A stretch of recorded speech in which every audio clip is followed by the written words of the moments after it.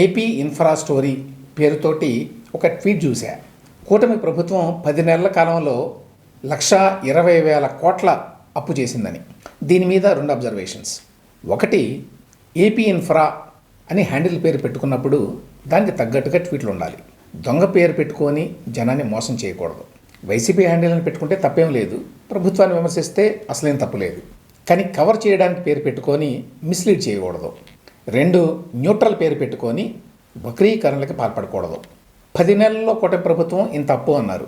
కూటమి ప్రభుత్వం అధికారం చేపట్టింది 2024 జూన్ 12వ తేదీన.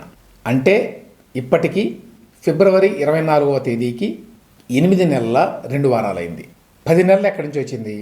10 నెలల్లో మార్కెట్ బారోయింగ్స్ 83,102 కోట్లు అని చెప్పి రాశారు ఈ ట్వీట్లో. ఎక్కడి నుంచి వచ్చింది ఈ figure? Controller and auditor general report నుంచి తీసుకున్నారు అని అర్థమవుతోంది. సిఏజీ ప్రకారం 2025 జనవరి వరకు ఏపీ 83,102 కోట్లు అప్పు చేసిన మాట వాస్తవం. అయితే ఆ అప్పుని ఎప్పటి నుంచి లెక్కేశారు?